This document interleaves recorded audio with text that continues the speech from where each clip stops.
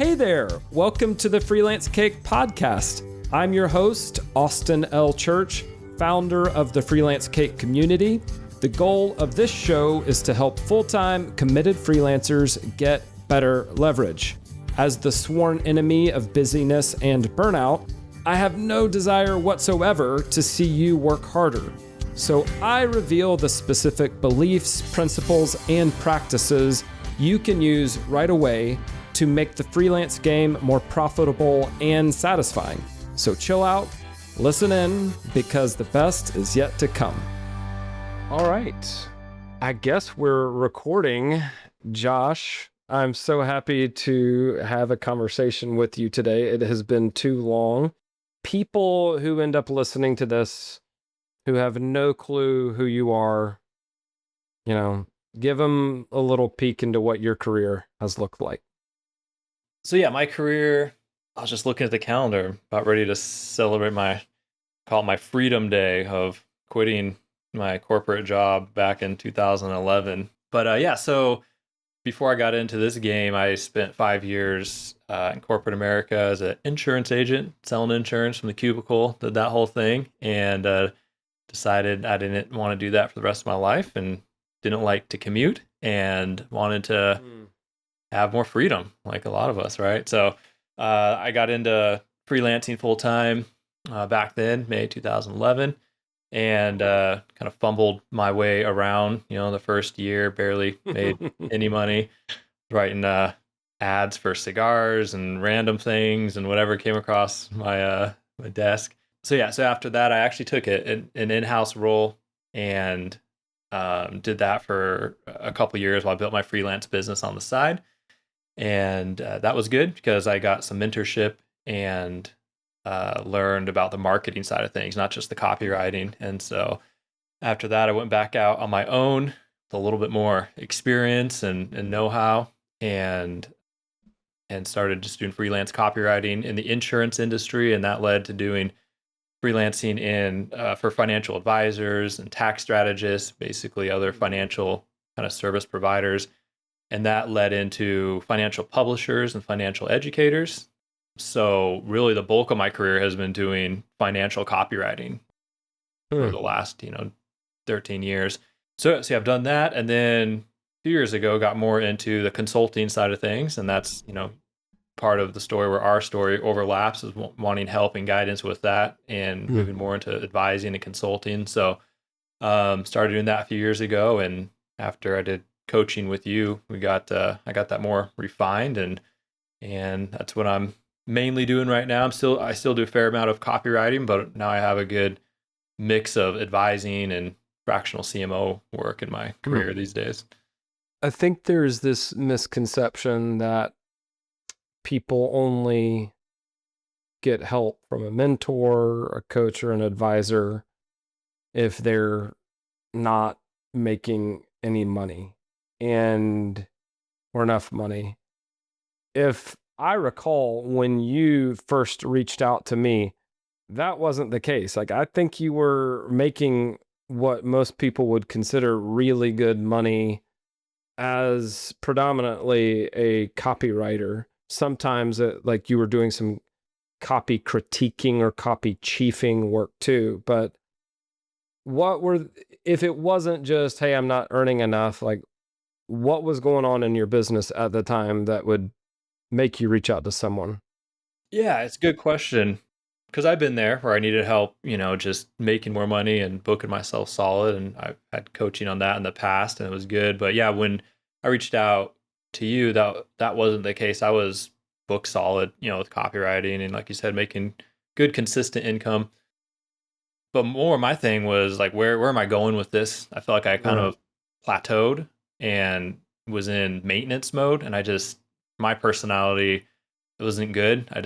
I wasn't excited about what I was doing anymore. I needed a new mountain to climb, a new dragon to slay. And so I wanted to work on my business more and really get into productized services and strategic consulting, things like that. Because I would do that for clients, but I wasn't calling myself that a lot, and that's why I think I was able to hold on to clients for so long and get referred a lot is because, like any good, I feel like copywriter isn't just a copywriter, right? They do play the role of advisor and things like that, but they don't always, officially label themselves like that.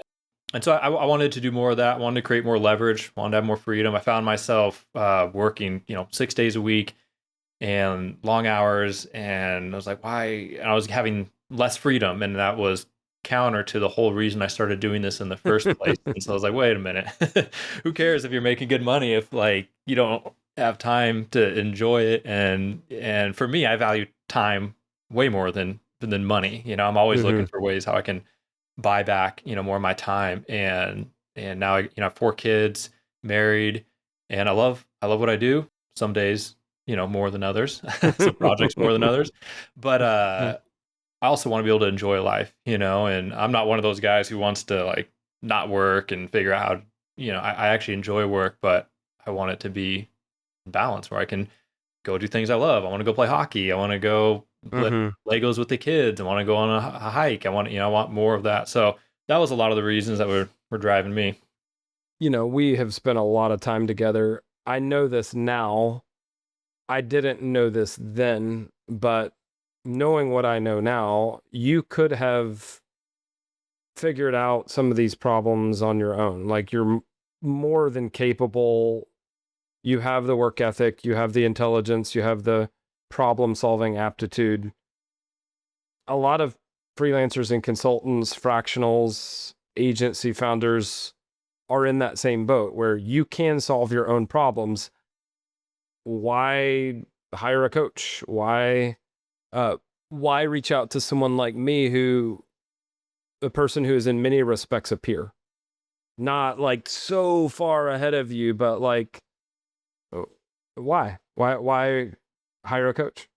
I mean, I think it's like a lot of areas of life. I think about like when I got into strength training. I mean, I could have just read all the books and done all the things and figured out my own programs. I mean, I know I could do that, but I want to get the results faster is one reason, So Yeah. That's a reason, and I know that I just get so close to my own problem that having that outside perspective is huge, and it doesn't need to be like someone who's way far beyond where you are. Like sometimes I think someone who's a little bit closer to where you are, but just a little further ahead, can be more helpful than the person who solved that problem 10, 20 years ago. And they've been talking about it on stages ever since. And you're like, okay, it just feels distant. Their stories and everything just, versus the one who's like, hey, I just figured that out a year ago or 18 months ago or 2 years ago. I'm still figuring, I'm like, wow, that's actually more applicable, more tangible and helpful for me. So yeah. And I was in a spot too, where I was looking back, I was like, hey, I haven't worked with a coach in a while. And I've always had good experience when I've hired coaches.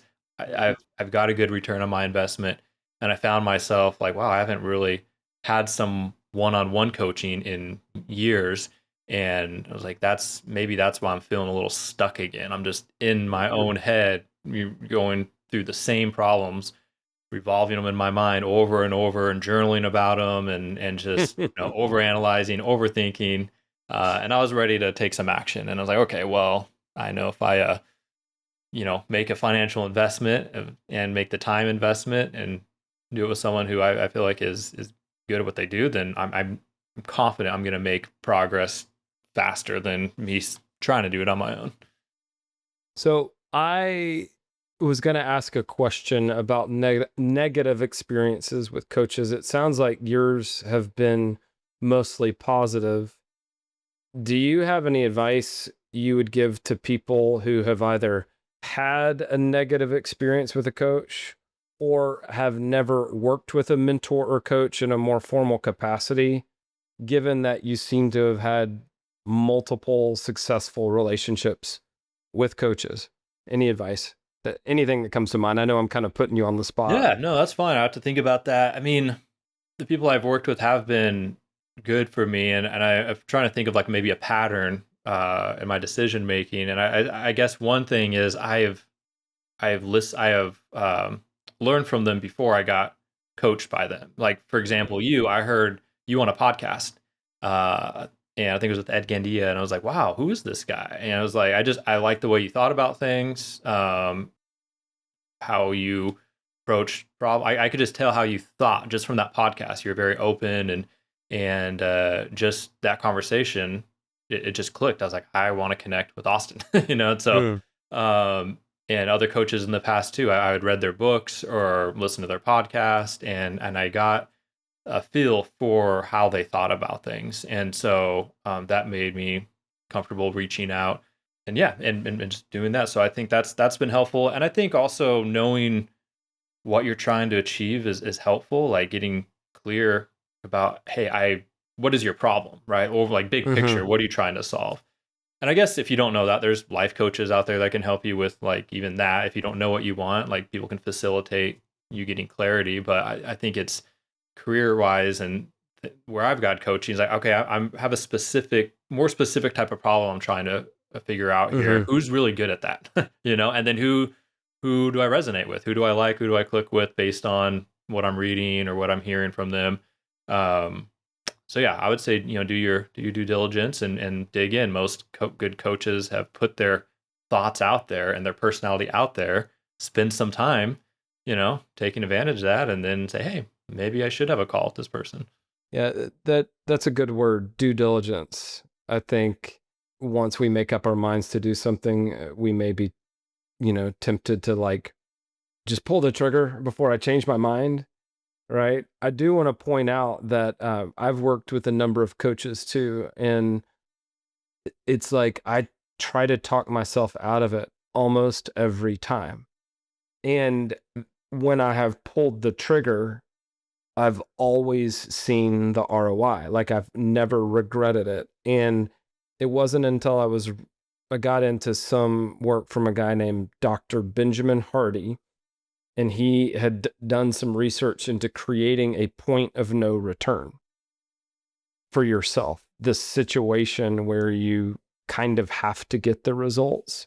And he said it's actually more effective if there's money on the line. It's money almost more than anything else that creates that point of no return situation. So it's interesting to hear you say it, compare that with my own experience and be like, yeah, it it still it can still cause a little bit of anxiety. I mean, none of us wants to make the wrong decision. None of us wants to lose money, but there comes that point in time when you have to put money down and create that point of no return situation for yourself. If you were, and I know it's been a little while, but if you were to summarize the problem that you were trying to solve at the time, do you remember what it was? I mean, I remember a little bit of it, so I could perhaps fill in some gaps, but how would you summarize that Yeah, I would problem? say problems I had was indecision. If I was to boil it down, is I had so many options in front of me and things that I had dabbled in and kind of started, and but then just analysis paralysis mode is what it felt like. So Mm. indecision was a big issue there, and because I was trying to figure out how can I create these productized services, and I just overthinking it, and I could do it for other people and all this kind of stuff. But that was, I think, a big thing is overcomplicating it in my own mind and just not making a decision, because when it's just you and yourself, you don't always force yourself to make a decision. When someone asks you a question, you just ask me a question, I have to answer it. It's like, Yeah, yeah. if I'm just thinking about this in my head, I'm like, I don't know, maybe I'll come back to my own question later. I'm gonna go get some more coffee. It's just like, but it forces, what do you want to do? What kind of productized service? Who is this for? What does that offer look like? Like, oh, okay. Hmm. Like now I got to engage and just make a decision. Sounds so simple, but I really feel like that was one of the big things, I was struggling with. That matches my own memory. And also, I mean, I'm really good at creating processes for myself. And yet sometimes it's been really healthy for me to like submit to someone else's process, to trust their process, especially if that can short circuit overthinking. So it's like, yeah, you may have your own marketing or lead gen process, but sometimes it's nice just to kind of show up at the gym and have that personal trainer tell you do it this way. Not necessarily the way you're accustomed to. Do it this way instead. The other thing that comes to mind, just based on what you said at the beginning, was I want to take more vacations. I don't want to be working Saturdays much longer. And I really admired your work ethic. Like, it's always fun for me to be like, hey, you are being an amazing provider. Like, you're making high integrity decisions in terms of keeping your commitments to clients and also trying to keep your commitments to your family.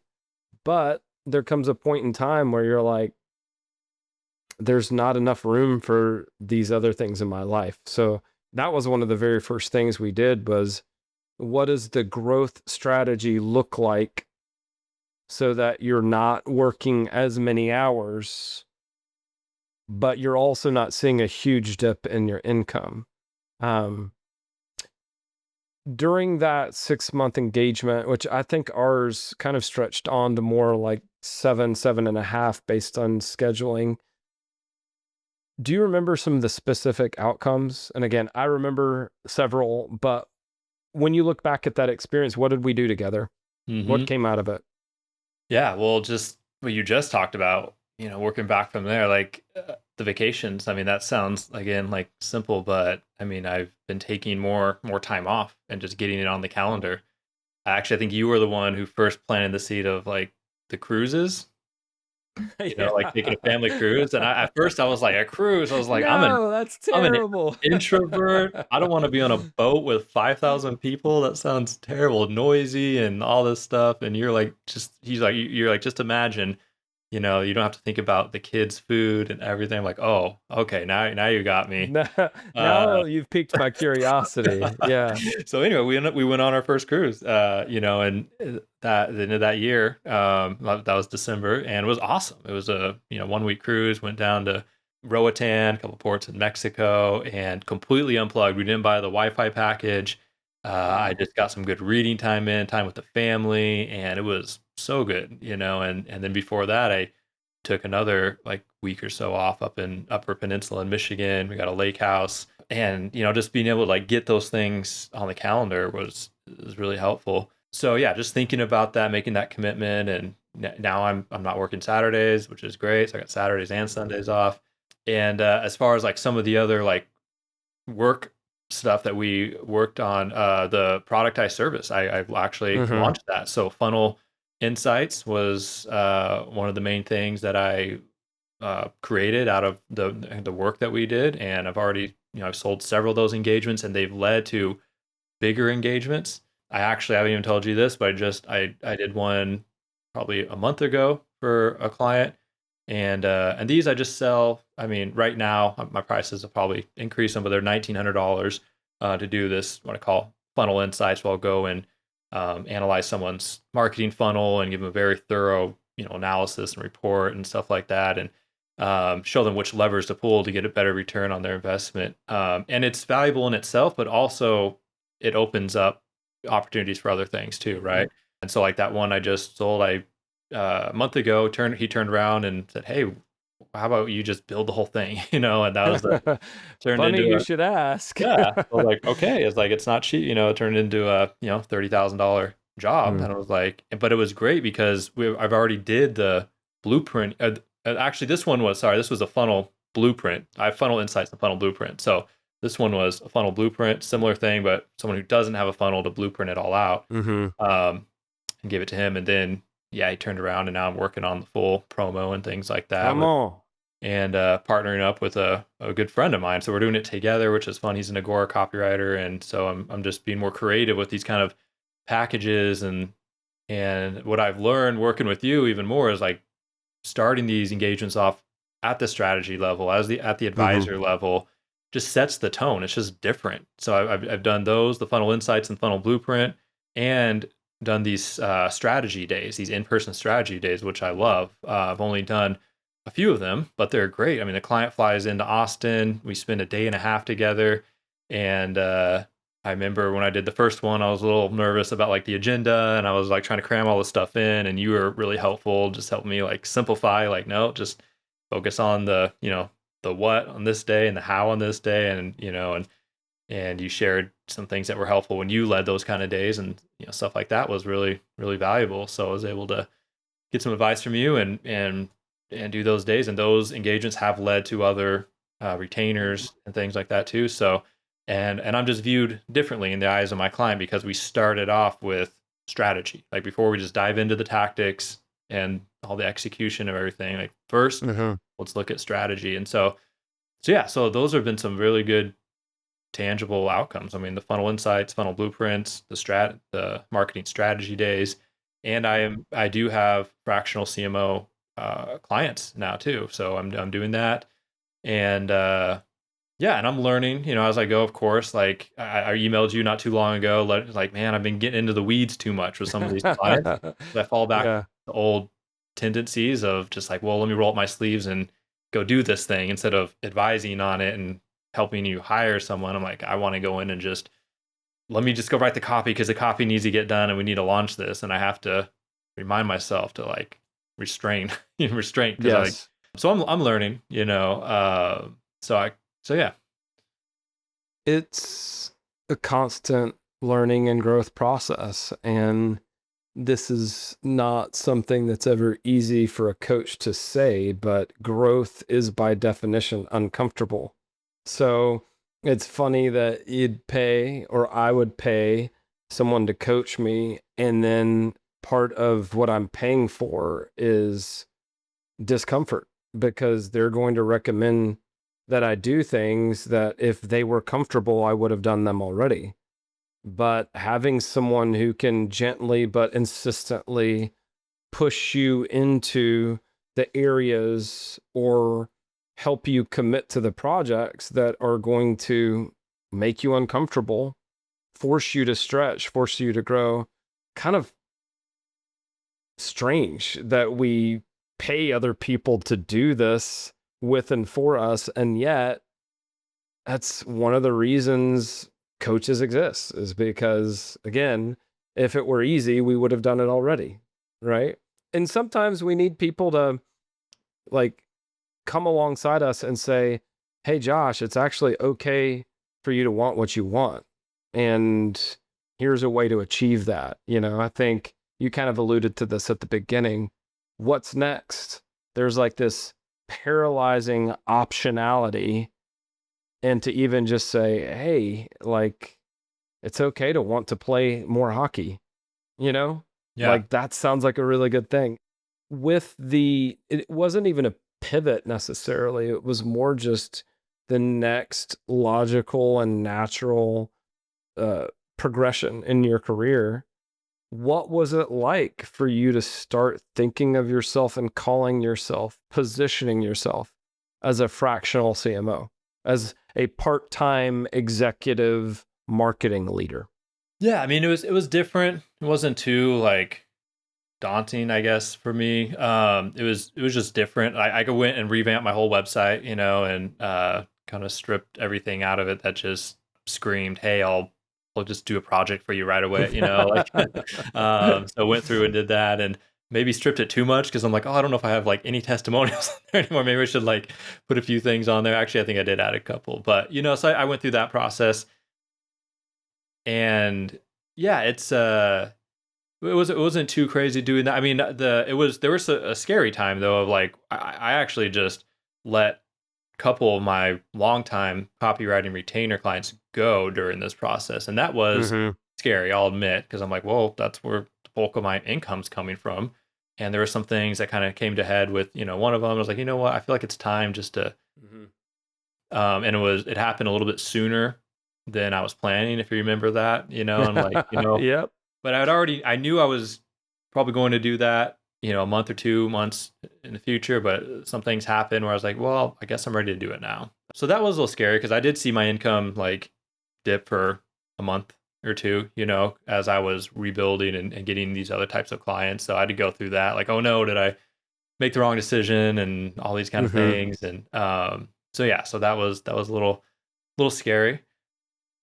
And for me too, like I'm realizing I don't always have to be so all or nothing. Like I do that a lot. Where like, okay, I'm just totally going to do this, or, and I'm maybe that because I'm going to be 40 next month and I'm hopefully maturing a little bit in life. But yeah, just okay, like some of these things can happen like in phases. It doesn't have to be like, I'm still doing some copywriting work right now, but it's in a niche I'm really excited about. I'm writing a promotion about biblically responsible investing. So like I'm a Christian, and I'm like this is a fun like area for me to really. I would be reading about this stuff anyways. I'd be reading these books anyway, and so I'm able to apply even the copywriting to an area that I'm passionate about and stuff like that. And I still have my advisory and fractional CMO stuff. So I'm learning it's okay to have some diversity in my, in my career and have different kind of client engagements. It doesn't just have to be fractional CMO all the way or just copywriting all the way. And you've taught me a lot about that, is just thinking about things more creatively, even crafting offers and engagements and things. We can bring our creativity to bear in that realm too. So it's been good. Yeah, you said a couple of things. One, like, you can specialize, but that doesn't mean that you can't take or go after other opportunities that come your way. That's a common misconception. It's like a false dichotomy that, oh, if I specialize, that means pigeonholing myself. And what if I get bored because I'm only doing one kind of project? And it's like, I don't know anyone who's very purposefully specialized who isn't also an opportunist and being like, hey, this project is cool. And I mean, shoot, as far as I'm concerned, one of the goals of being self-employed, being a creative entrepreneur, is what you said. I'm getting paid to learn more about something I'm already interested in. How cool is that?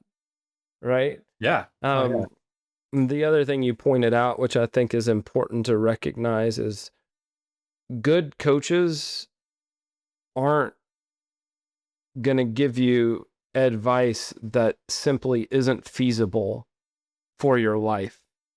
Like, I always, or I should say, I never worked well with people who are like, you just got to be all in, you just got to do this thing. And I'm like, no, that just doesn't make sense for my life, because things have to be more gradual because I'm the primary breadwinner, or because I have health issues right now and, my energy comes and goes or whatever, right? So it is kind of funny when people, I think people will sometimes worry about entering a coaching relationship because they're worried that the coach is going to pressure them into doing things they're not ready to do, or is going to insist that they kind of be almost like rash, or like leap before you look.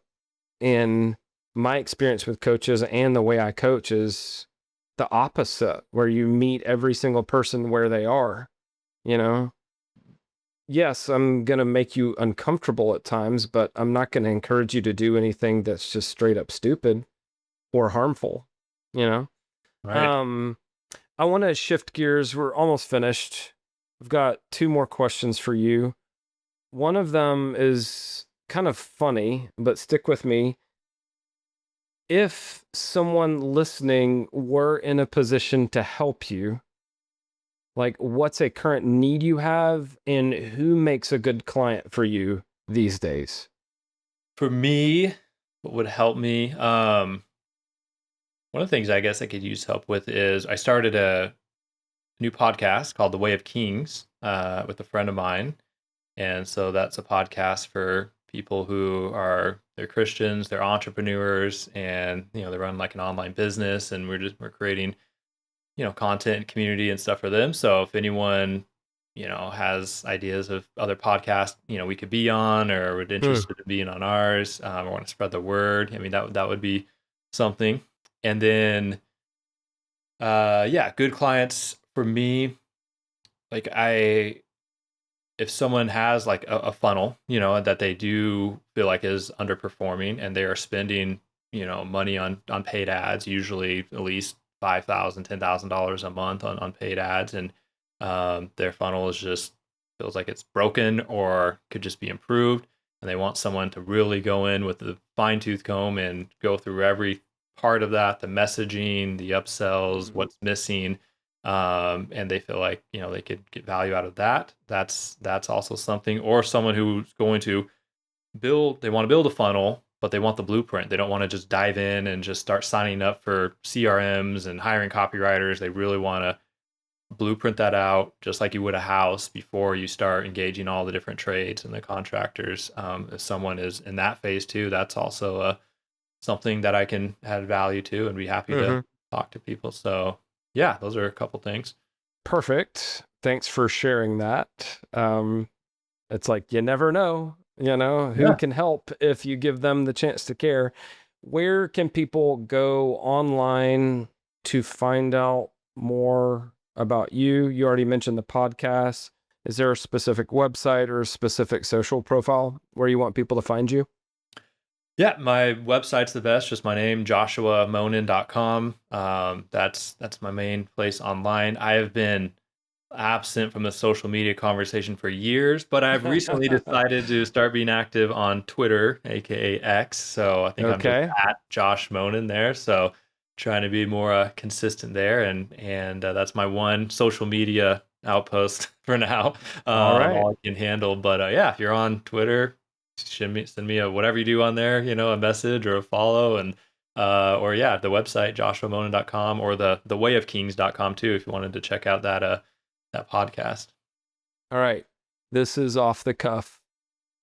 If you could ensure that every new freelancer and consultant believed one thing that would contribute to their long-term prospering, what would that one thing be?